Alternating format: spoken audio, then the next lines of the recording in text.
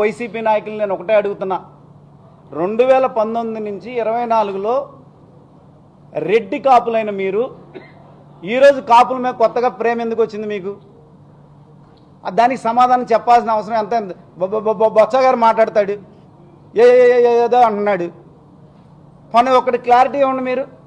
మీరు ఎవరైతే నిన్న రెడ్డి కాపులు మీటింగ్ పెట్టారో, కాపు మీటింగు, మీరు క్లియర్గా మా బొత్స గారు అయితే సీనియర్ నాయకుడు, ఆయన చాలా పెద్ద నాయకులు, రాజకీయ ఉద్దండలు, తోట త్రిమూర్తులు గారు, గుంటూరులో అంబటి రాంబాబు గారు, ఇటు మచిలీపట్నంలో విశ్వాసం ఉంది. ఆ విశ్వాసము మీ నలుగురిలో ఎవరికన్నా ముఖ్యమంత్రి ఇస్తారా? వైఎస్ఆర్సీపీ నుంచి జగన్మోహన్ రెడ్డిని ప్రకటించమని చెప్పండి, అప్పుడు మాట్లాడదాం, కాపుల గురించి మాట్లాడదాం.